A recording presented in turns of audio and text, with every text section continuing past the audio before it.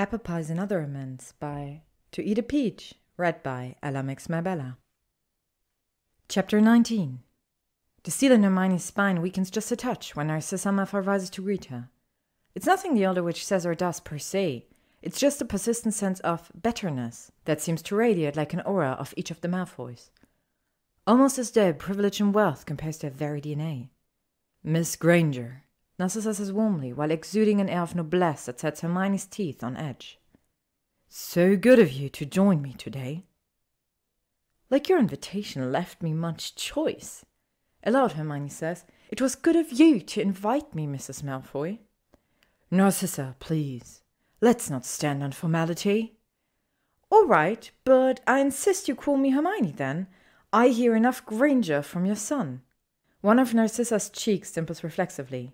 She smoothes an invisible wrinkle in her robes, perhaps an attempt to cover her amusement. I suppose that's fair, Hermione. As if to punctuate their accord, Narcissa sweeps her arm towards a set of delicate-looking wingback chairs that have been upholstered in bright yellow brocade. In fact, the entire room is yellow. Wallpapers, rugs, curtains, paintings, even a wainscoting. Everything in the parlour oozes butter or daffodil or mustard.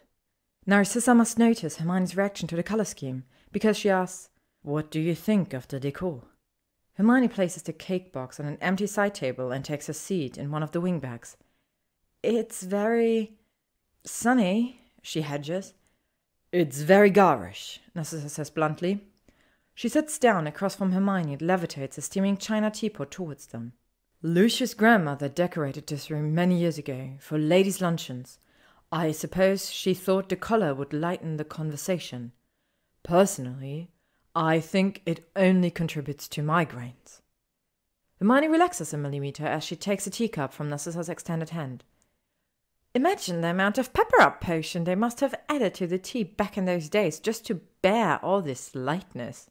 Narcissa grins. Actually grins. And Hermione can see a trace of Draco in the expression. Oh, I think it was more than tea or potions they were drinking in here, if you catch my meaning. Can you blame them? Hermione asks. There's only so much a witch can do to survive all this canary and sunflower. Agreed. It's not half as pleasant as, say, green.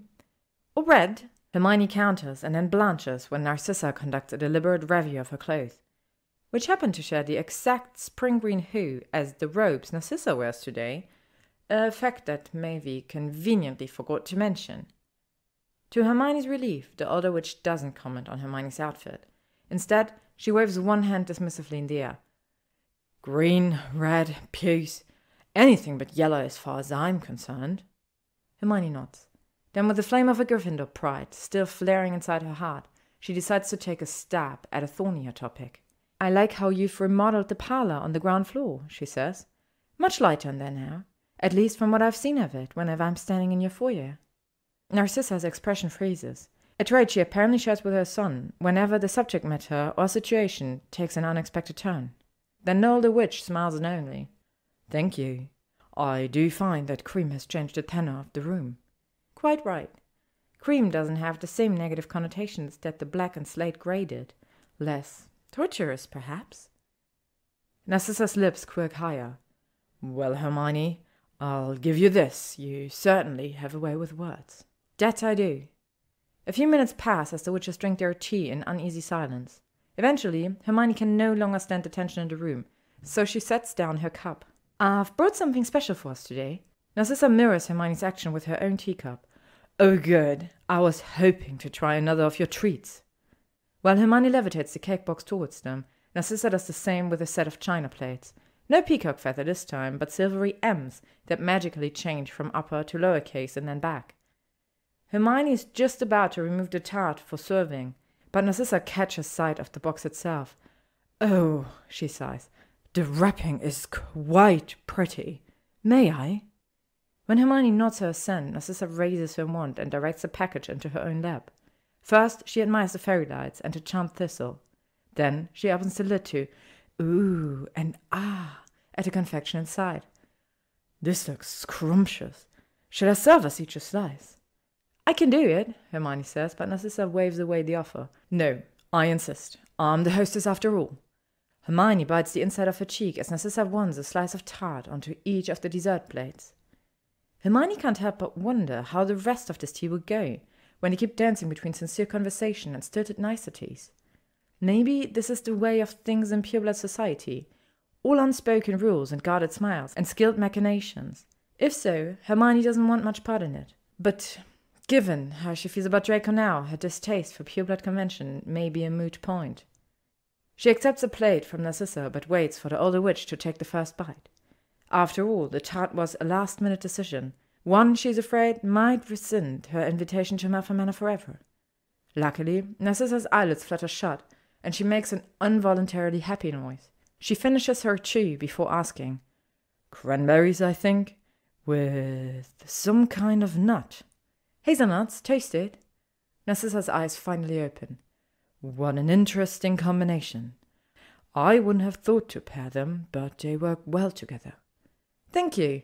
I've made so many desserts lately, I find that I have to get a little more creative now. I've been trying out new flavor and texture combinations, or presenting old dishes in unusual ways." Narcissa sets aside her tart, picks up her teacup, and gives Hermione a warm smile. "Like a potion master might." Hermione's taken aback when she feels a blush warm her cheeks. Who would have thought she would care about Narcissa's flattering comparison? "In a way," she answers with an awkward laugh. "I don't have much time to do it anymore, but I do like brewing potions." "As does my son." Narcissa's voice never changes inflection, but Hermione is a very smart girl. It's their first real reference to Draco, and Hermione knows it means something. A subtle implication, perhaps, or a subtle question? "Yes," Hermione says carefully. "Draco did quite well in potion class, sometimes better than me, prior to our 6th year." Narcissa clicks her tongue. "Ah, yes, Draco's 6th year. What an interesting time that was." "Is this my test?" Hermione thinks. Out loud, she says, "Interesting seems a bit understated, Narcissa. Horrifying might be more accurate, particularly for Draco." "Oh?" Narcissa takes a sip of her tea, raises a flawless blonde eyebrow. "Did you interact with Draco much during your 6th year?" "Here we go, then." "No, I didn't, but I remember his deterioration. Partway through that year, he started to look terrible, honestly. His skin went sallow, and he lost far too much weight. I only found out later what kind of stress he was under. I think I... Hermione sighs and sets aside her uneaten slice of tart. "Narcissa, may I be quite frank with you?" The older witch gives a tight smile that doesn't reach her eyes. "Of course. I do love honest conversation." "All right." Hermione meets Narcissa's bright blue gaze dead on. "Draco and I disliked each other almost from the moment we met. The first time we ever spoke directly, he called me the dirtiest word in the wizarding world. He was an arrogant, spoiled, cowardly git, and although I never let him see me do it, he made me cry on many occasions. I hated him for making me feel less than worthy and making me doubt myself. But to be fair, Draco hated me too. For beating him in marks, for being beloved by most of our teachers, for doing so well at magic, even with the blood he just knew was dirtier than his. An idea he no doubt learned while sitting next to your haute couture stilettos." Hermione pauses in her brutal tirade to gauge Narcissa's reaction. Narcissa, however, sips her tea impassively and waits for the younger witch to continue. So Hermione heaves another sigh. "I suppose the answer to your question, Narcissa, is yes. Draco and I did interact, in the worst possible ways, but some things changed in our 6th year. I'm not sure if it was after he began missing our newt-level classes, or after his eyes went so dull, but I started to watch him. When Harry cast a sectum semper on him, I was livid. Draco never deserved that, and to this day I hate that it happened to him. He didn't even deserve it after he sat there and let your sister crochet me. I know I'm one of the few people who hold that opinion, but I truly, deeply believe it. It's one of the reasons I started bringing back goods to everyone, because I believe we all deserve better than what that war gave us. No matter how soon or how late we realized our errors." Narcissa hums lightly. And do you believe that Draco has realized his errors?" "I do, But that's not why I'm still coming to your home. If it was just about holding up a mirror to Draco's mistakes, or letting him know that at least I've forgiven him, then I would have stopped after those apple tarts. I didn't, though. I couldn't. Because it turns out that Draco is so much more than I thought he was. I'm not a fool. I know he's still his old self in some ways. He's still arrogant, and he's short-tempered and extravagant. But he's also intelligent and honest, witty, thoughtful, and he's trying so hard not to be that boy who hated me. Finally, Narcissa's icy exterior melts. She abandons her cup with a clatter, leans forward, and fixes Hermione with a fierce stare. Do you still hate him, then? Of course not. Quite the opposite, actually. The confession pours from Hermione's mouth as though she's just swallowed Veritas serum. It's a lot of truth to speak aloud, particularly to your former enemy, and both witches fall silent for a long while. Then a soft, tender glow enters Narcissa's eyes. I can see why Draco likes you so much. At this, Hermione begins to cough. Ma'am? She chokes out rather inarticulately. My son, he adores you. He adores me? Oh, yes. It was terribly obvious that morning in our kitchens when we shared the key lime pie. And when Draco speaks about you, my goodness, his whole face changes. But it's also obvious that he's terrified to tell us. He fears our reactions, I think. Due to my blood status, Hermione concludes. Narcissa retrieves her teacup. Among other things, my dear. For instance, your wealth, or lack thereof, I'm assuming. Your position at the very ministry that punished our family, and your previous connection to the youngest Weasley boy, who undoubtedly still hates my son. As Narcissa rattles off the list in that pleasant, high-born cadence of hers, a lump of dread lodges itself in Hermione's throat. How could she have been so foolish, so silly as to think that maybe she and Draco Malfoy could ever have something? That his prejudiced parents might actually approve of someone like her? I see, she says dully. I should probably go then, yes? Narcissa responds with a peeling laugh. Oh, dear girl. No, you mistake me completely. I do. Narcissa laughs again, like Hermione has just heard a hilarious joke. Of course. Those are the objections that Draco thinks I'll have to your friendship. But you don't have them anymore, Narcissa finishes. No, I don't. I did at one time, obviously. Once I hoped that Draco would align himself with someone from the Sacred 28, infuse our line with new pure blood, and our vaults with more galleons. I wanted that future for us almost as fervently as Lucius did. But I've come to want other things for my family now. Things that are much harder to come by. Such as? Peace, Narcissa breathed. Calm, uneventful, unambitious peace. And where Draco's concerned, happiness. So how do I fit into this new vision of your family's future? Narcissa shakes her head. My dear girl, in the short time you've been visiting us, you've brought both of those things I so desperately desire. Peace to this home and happiness to Draco. It's unexpected, I'll admit, but not unwelcome. Not at all. So as to your place in our future, that's entirely up to you. Hermione does her once-twice blink. Then she smiles broadly and raises her wand towards the cranberry hazelnut tart. More dessert, Narcissa?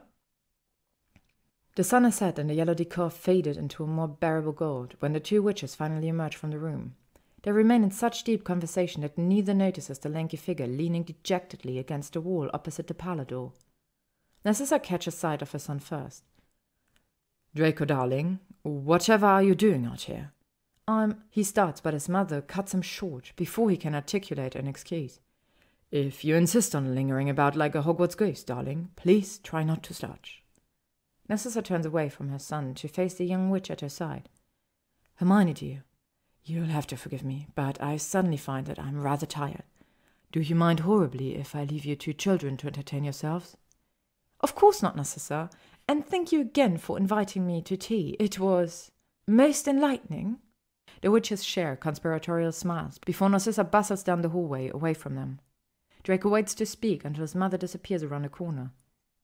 "Narcissa?" he asked with an incredulous frown. "That's your mother's name." "And Hermione?" "That's my name, 2 for 2, Draco." "Did she? Did my mother hex you or something?"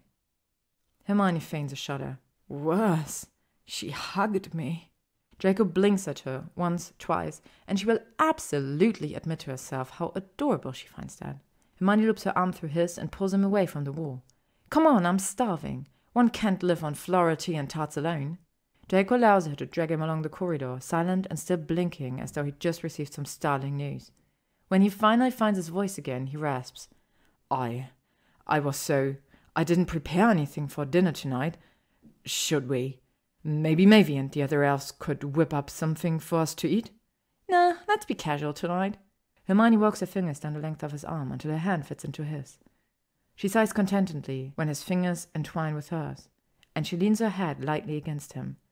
"Tell me, Draco, have you ever had muggled takeaway?" "My mother actually, honest to Merlin, hugged you?" Draco asks around a mouthful of chicken tikka masala. He uses his fork to gesture at the styrofoam container he's holding. "This is bloody amazing, by the way." "She did indeed, and I told you so. Nothing beats muggled takeaway. Nothing." Hermione takes her own bite, savoring the gooey perfection of palak paneer, and silently congratulating herself on her choice of cuisine. Earlier, while Draco stayed in his library to transfigure their green velvet armchairs into a comfortable sofa, she flew home and ran downstairs to the variety of takeaway shops on her street. There was a fraught moment when she wavered between pizza and Indian food, but judging by the satisfied look on Draco's face as he consumes another forkful of chicken soaked in buttery tomato sauce, she chose wisely. As he sets aside his meal, Draco's expression shifts to a different kind of satisfied, in the form of that ever-present smirk. And thus Hermione Granger utters her favorite phrase of all time. "What? Muggle takeaway?" "No, I told you so." Hermione giggles and doesn't feel the least bit silly doing it. "It's only one of my favorite phrases because I've had to say it so many times." Along with, "Let's research it," and "For Merlin's sake, Harry, don't do that." Hermione gasps in fake shock. "Draco Malfoy, did you just use Harry Potter's given name?" "Damn, I think I did. Quick, perform a Scourgify on my tongue." "When a Scourgify, just fork it farther. Your tongue, I mean." "Taking cheap shots at Slytherin snakes, are we? All Slytherin shots are cheap by their nature." Draco rolls his eyes and, to her delight, pinches one of the feet she slid closer to him during dinner. At the moment, they each sit on opposite ends of the newly transfigured sofa, him with his long legs stretched out in front and her leaning against one rolled arm of the sofa with her bare feet splayed across the cushions. In retaliation for his pinch, Hermione digs the toes of both her feet under his thigh and then wiggles them. "Gross, Granger! I don't know where those feet have been." "Inside my shoes," she says, grinning as she points to the ballet flats she removed earlier. Draco makes a disgusted noise, but he grins back at her in a way that sets her pulse racing. "Ugh! Like that's any comfort," he complains. "Would you like me to go traipse through some muck to give you a point of comparison?" "The muck might be an improvement." "Don't you dare disparage my beautiful feet, Draco Malfoy, or my ballet flats." His smile grows wicked. "About those little flats of yours, Granger?" "Yes, which of them?" "Well, I couldn't help but notice that they're very green." "Oh, are they?" she asked breezily. "How did that happen? Let me remedy the error straight away." She discards her own takeaway container, pulls a wand from the pocket of her cardigan, and chants Finite Incantatem over the shoes. Immediately they shimmer back into Gryffindor red. "You missed a spot," Draco draws, gesturing with one hand to her entire person. Only then does she remember that almost everything about her is green tonight. "Bloody hell," she mutters, and then casts a spell repeatedly over her clothes. With each wave of her wand, her cardigan reddens and the petals on her dress return to their original pink. She's so intent on undoing Mavie's creation that she doesn't notice Draco's hand slip into the coat pocket where he keeps his wand. "Satisfied?" Hermione asks, facing him again with a haughty lift of her chin. But he's still grinning wickedly, as though he's won some kind of prize. "Red isn't really your color, Granger. I think you look far better in green." She scoffs, beside the flutter in her heart. "Hardly." Don't believe me? Then maybe you should see for yourself. Bewildered, she tilts her head to the side. Draco, what are you? She stops short when she catches another glimpse of her clothes, which have been transfigured back into green. Not spring green, though. This time they're dark, woodsy, slithering green. She's about to whip out her wand to undo the Tom and possibly hex him for good measure, but then she just groans. After last night's trip to the leaky cauldron and today's emotional turmoil, she just doesn't have the strength to cast even one more spell. Fine, she moans. I'm too knackered to fight. Go, Slytherin, go. Rah, Slytherin, rah. Draco laughs, that loud, genuine sound that makes her heart sore. This is excellent news, Granger. Apparently all I have to do to win our battles is tire you out. She should argue with him, probably, or lecture him on the unauthorized use of clothing charms. Instead, she sighs sleepily, pulls her feet out from under his thigh, and stretches her legs proprietarily across his lap. In response to this new intimacy, Draco freezes and his face goes blank. Hermione, however, has learned his moods well enough by now to see that he's thinking, weighing and evaluating several courses of action before he follows one. She closes her eyes, reclines fully against the sofa, and waits for him to make up his mind. Eventually, Draco rests his palm upon her bare legs and wraps his long fingers around her calves. Hermione makes a happy noise in the back of her throat and nestles further into the sofa, and further into him. They stay like that for so long they both lose track of time. Neither of them comments on their current position. In fact, neither speaks again for the rest of the night. They remain just as they are, Hermione with her eyes shut and Draco staring into the fire and tracing patterns on her skin with his thumbs, until finally she drifts off to sleep. Thank you for listening to today's chapter of Apple Pie is Another Amends by ToEatAPeach, read by @LMXMyBella. If you would like to stay up to date on upcoming chapters and stories, you can follow me on Instagram, Tumblr, AO3, or YouTube. Thank you to ToEatAPeach for letting me use their story, and thank you to all of you for listening.